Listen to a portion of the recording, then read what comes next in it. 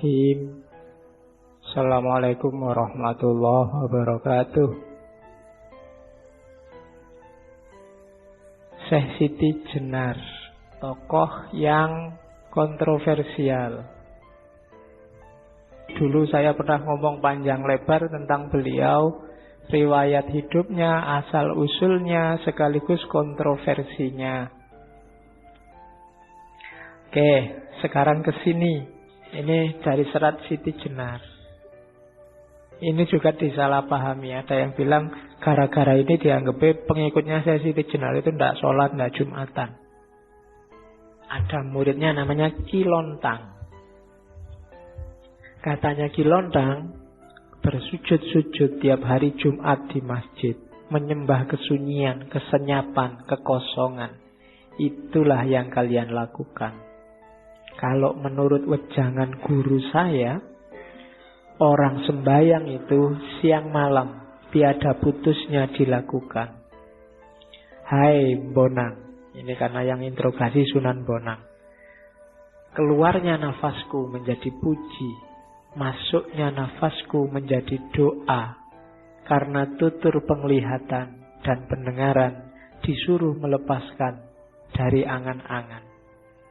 Jadi kalau kamu sholat masih mengiaskan kelanggengan dalam alam kematian ini, maka sesungguhnya kamu ini kafir. Katanya Kilontang, yang pertama, kita sholat itu seringkali hanya olahraga. Itu yang dimaksud menyembah kekosongan, kesunyian, gak ada apa-apa, gak ada efeknya. Itu loh yang disembah sopo. Fisiknya aja kadang juga tidak terlalu serius. Ada yang cowopetnya ngalah-ngalahi pesawat mau take off. Oh ya, kalau Ramadan nanti ada yang terawihnya cepetnya luar biasa. Nah, itu ngapain? Kita sholat kan sedang berkomunikasi loh dengan yang paling maha puncak. Allah yang tiap hari merindukan kita. Sedang berhadapan-hadapan itu kok kelihatan kita tidak kerasan sekali. Allah Akbar, Allah Akbar. Yang kita sembah itu apa? Berapa persen Allah hadir bahkan dalam sholat kita? Jadi itu yang bahasanya Kilontang, menyembah kekosongan. Kalimat lainnya, sholat tanpa memahami hakikatnya seperti menyembah bumbung. Bumbung itu kan bambu itu loh. Ya memang luarnya sih kelihatan kuku, tapi dalamnya kosong. Hatinya kayu, batang kangkung. Batang kangkung kan juga dalamnya kosong. Kosong melompong, hampa dampa, kolong angin. Bahasanya Kilontang.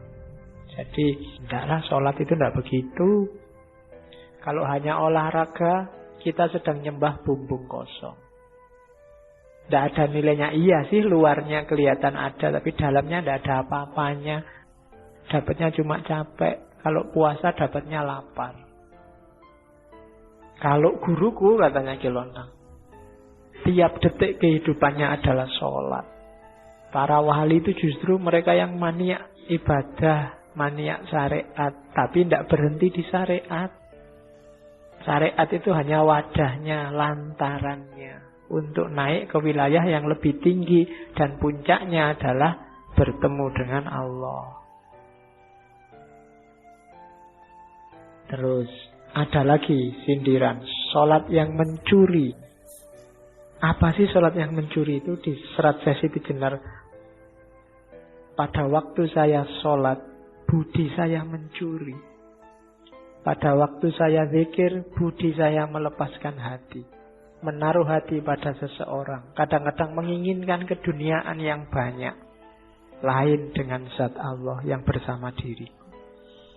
Jadi sholat dan semua amal ibadah itu kan semacam permintaan Allah untuk kita lakukan. Harusnya demi Allah.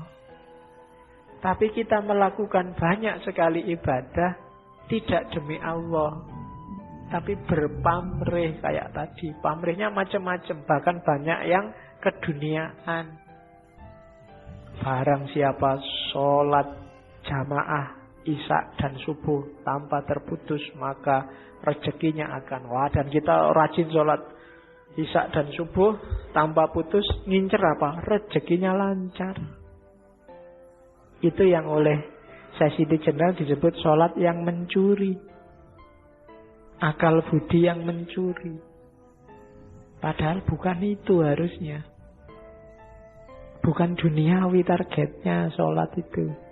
Jadi jangan kesana. Kalau kesana mencuri kamu. Harus tetap Allah. Inna lillahi wa inna ilaihi roji'un. Terus kalau dikomparasi dengan ayat, kritiknya Siti Jenar misalnya bisa dikomparasikan dengan surat Al-Ma'un. Fawailul lil musallin. Orang-orang sholat yang hasilnya malah neraka. Kenapa? Sholatnya karena riya. Alladzina hum yura'un walladzina hum an sholatihim sahun. Sholatnya lalai. Terus ada juga surat Al-Mu'minun yang artinya sholat itu harus khusyuk. Khusyuk itu yang pertama menghindarkan diri dari hal-hal yang sia-sia dan tidak menyia-nyiakan waktu serta tempat.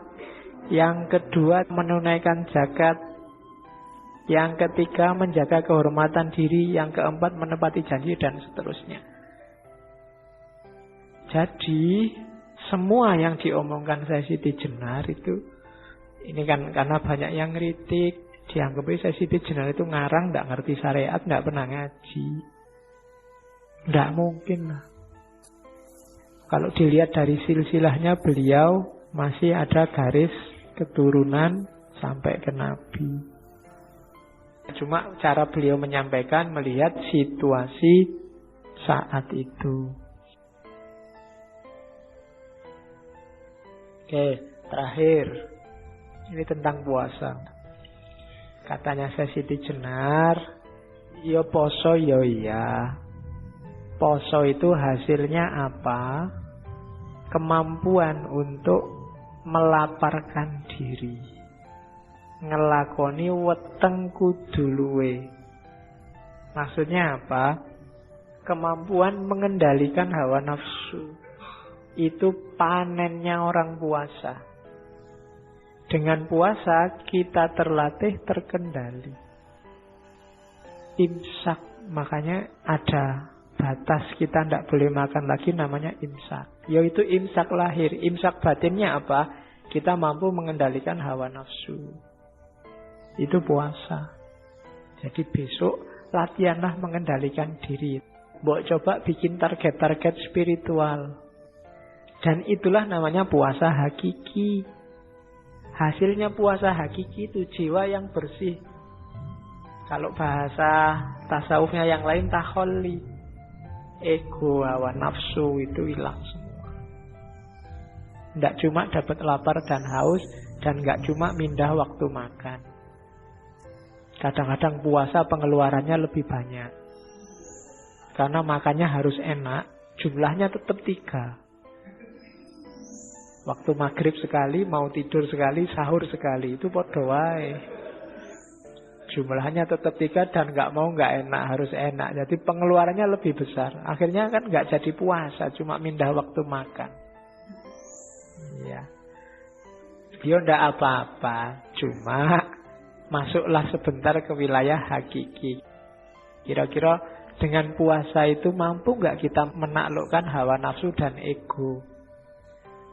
Berani nggak misalnya kalau pas kita puasa, HP juga puasa, internet juga puasa, kecuali habis buka puasa misalnya. Nggak akan balas WA sebelum buka puasa misalnya. Nah, itu latihan-latihan rohani. Nggak apa-apa ya. Kalau sudah sukses itu dalam arti sudah nggak terikat lagi oleh WA, nggak tergantung lagi oleh internet. Nanti WA-an dengan tidak terikat. Hari ini kan kita terikat luar biasa. Banyak sekali hal-hal yang nggak harus bikin kita tergantung. Sekarang kita tergantung. Tergantung oleh listrik, tergantung oleh BBM, Terus tergantung internet juga. Tergantung lagi, nggak cuma internetnya, Facebooknya sekarang bikin ketergantungan, WA-nya bikin ketergantungan, Twitternya bikin ketergantungan. Semakin berat kita menuju Allahus Shomad. Iya karena butuh, iya karena nasta'in. Resikonya kayak sesi tejerah tadi, susah untuk sholat khusyuk. Makanya satu-satunya jalan apa? Latihan. Nggak usah ambisius, nggak usah wah ini minggu depan saya mau jadi wali kayak saya Siti Jenar, iso. Ya pelan-pelan, dikit-dikit, ditaklukkan pelan-pelan. Nafsu itu triknya di situ. Yang ambisius biasanya akhirnya malah kalah. Pelan-pelan, taklukkan pelan-pelan. Karena jiwa kita itu butuh pembiasaan. Kalau sudah terbiasa lebih gampang. Kalau drastis agak susah. Maka pelan-pelan ya. Kalau sholat kita hari ini Allah hanya 5% mewarnai, ya besok ditambah jadi 6%. Kalau kemarin ingat Allah itu awalnya saja Pak, pas Allahu Akbar, setelah itu lupa, ya nanti ditambah ya Allahu Akbar sampai Fatihah ingat. Setelah itu agak lupa. Latihan kecil-kecil gini lama-lama jiwamu terbiasa. Itu yang perlu ditempuh. Oke, itu dulu ya Syekh Siti Jenar. Semoga ada yang bisa diambil dari beliau. Dan seperti saya bilang di awal, kita sudah capek berkontroversi, saatnya kita ambil hikmahnya dari ajaran-ajaran Syekh Siti Jenar. Syukur-syukur membuat perubahan, memunculkan kesadaran tadi, bukan cuma pengetahuan. Kurang lebihnya mohon maaf.